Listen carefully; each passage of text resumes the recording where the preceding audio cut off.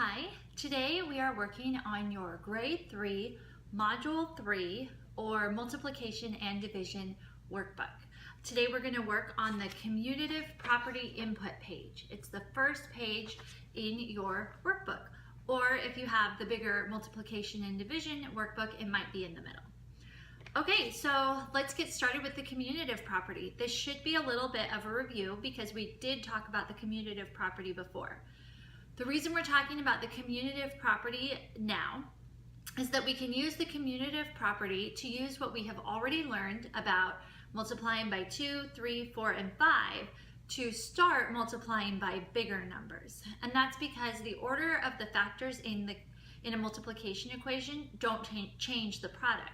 So we actually do know how to multiply by some bigger numbers because we learned about it when we were multiplying by smaller numbers. So let's look at our page now.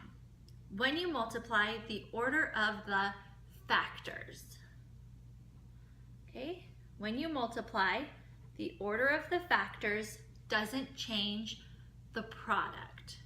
Remember, the factors are the numbers that you multiply together, and the product is your answer. So the first sentence should read, when you multiply, the orders of the factors doesn't change the product. You can use the blank to solve new multiplication equations. So we're talking about the commutative property today, so that's what we want to put in there. You can use the commutative property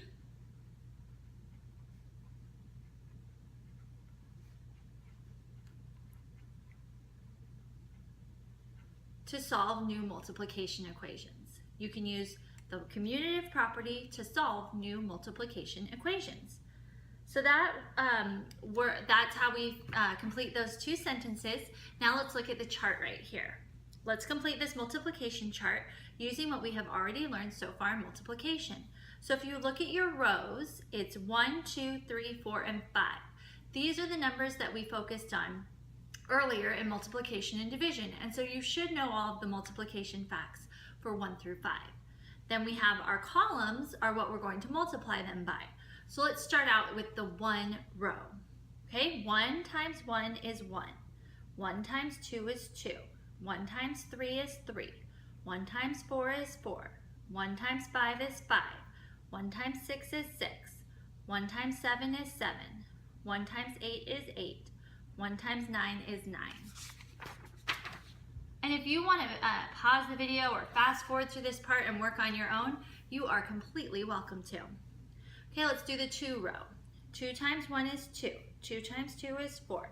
2 times 3 is 6. 2 times 4 is 8. 2 times 5 is 10. 2 times 6 is 12. 2 times 7 is 14. 2 times 8 is 16.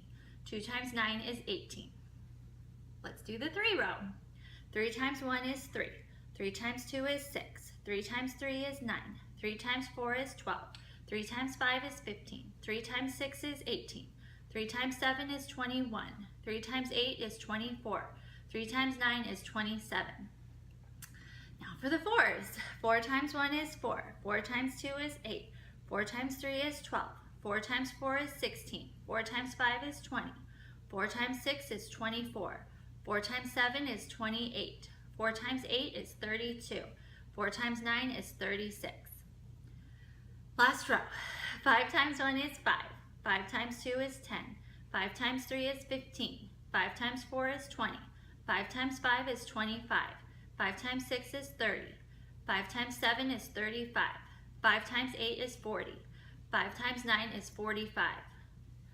Okay, so we have our chart filled out, and you can see that at this end of the chart are some big numbers. So we can do some multiplication problems with big numbers, and we are going to use those big numbers for the rest of our multiplication and division unit. All right, and now we have some pictures that show the commutative property. Remember, in the commutative property, the orders of the factors don't matter. So there are 2 models that will fit with the 2 different equations.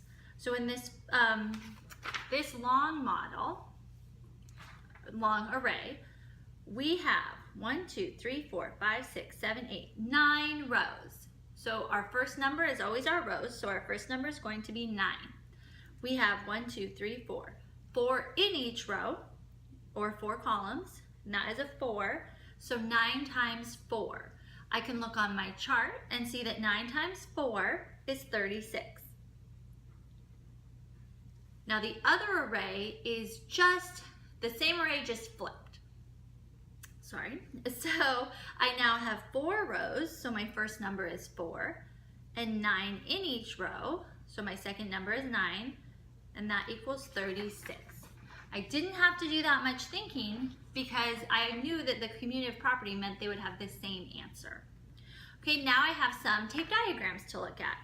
This first one has, the top one has 1, 2, 3, 4, 5, 6, 7 boxes. So my first number is a 7 because the number of groups or number of boxes always comes first in the equation. There's a 3 in each box, so my second number is going to be a 3. 7 times 3, I can look on my chart and see that that is 21. So I'm going to put a 21 at the top of my tape diagram as well. This next box down below has 3 boxes with 7 in each box, so it's the opposite problem. That will equal 21 again, and I can put 21 in the top of my box.